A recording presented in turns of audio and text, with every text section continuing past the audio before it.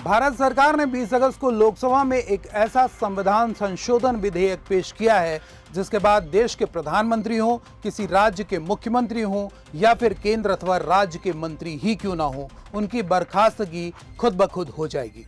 इस विधेयक को देश के गृह मंत्री अमित शाह ने लोकसभा में पेश किया है, जिसे लोकसभा में पास भी कर दिया गया है।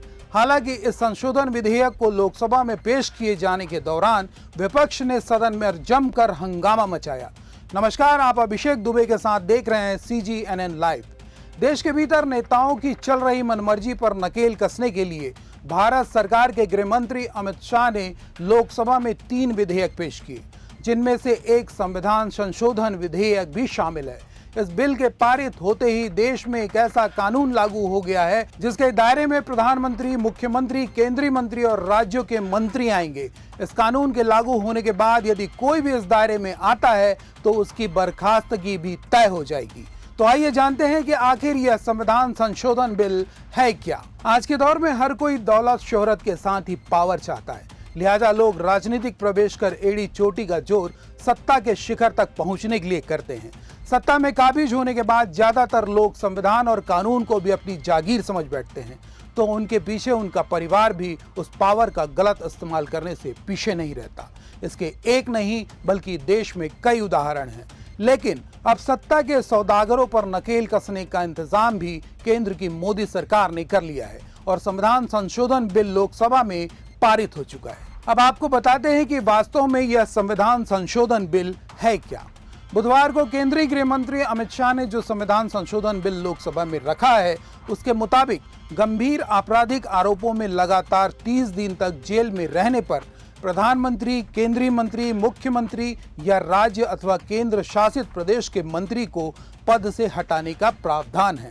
सदन में इस बिल को पेश करने के दौरान विपक्ष ने जमकर विरोध किया और इस बिल को वापस लेने का दबाव भी बनाया। हालांकि सदन में संख्या बल के आधार पर बिल को पास कर दिया गया है। इसके बावजूद केंद्रीय गृह मंत्री अमित शाह ने संशोधन विधेयक को JPC में ले जाने का भी प्रस्ताव रखा है।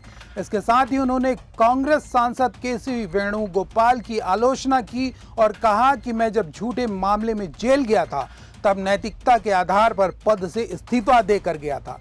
उन्होंने कहा कि जब तक अदालत ने मुझे निर्दोष साबित नहीं किया तब तक किसी भी संवैधानिक पद को मैंने ग्रहण नहीं किया।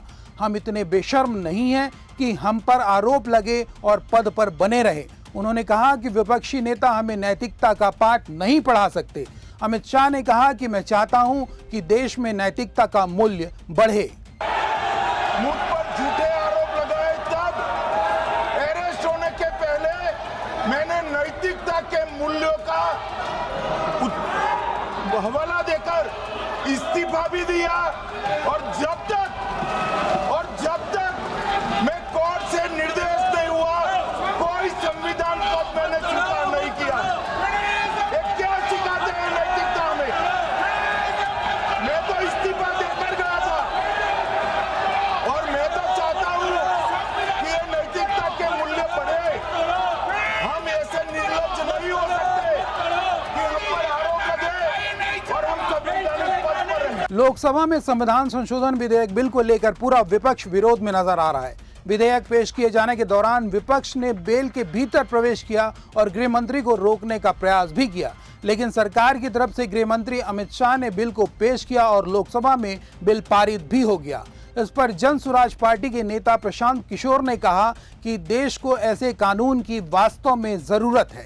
भाई, क्रिमिनल बिल जो लाया जा रहा है वो इसलिए लाया जा रहा है कि जब संविधान बना होगा तब शायद संविधान बनाने वालों को, देश के निर्माताओं को इस बात का एहसास ही नहीं रहा होगा कि लोग, सत्ता में बैठे हुए लोग इतने करप्ट हो जाएंगे, इतने भ्रष्टाचारी हो जाएंगे, इतने बड़े क्रिमिनल होंगे कि उनको जेल जाना पड़ेगा और उससे भी बढ़कर कि वो जेल जाने के बाद भी अपना पद नहीं छोड़ेंगे। तो मुझे लगता है कि जो बिल आ रहा है वो ठीक बिल है कि अगर आप पर कोई इल्ज़ाम है, आपको जेल में जाना पड़ रहा है तो आप जेल से बैठकर सत्ता नहीं चला सकते हैं।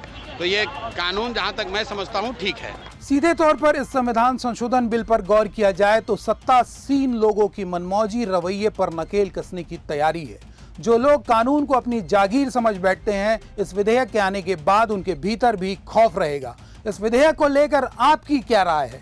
केंद्र की मोदी सरकार की इस कोशिश को आप किस तरह देखते हैं? अपना जवाब हमारे कमेंट बॉक्स पर जरूर लिखिएगा और आपने यदि हमारे चैनल को सब्सक्राइब नहीं किया है तो अब देर मत कीजिएगा।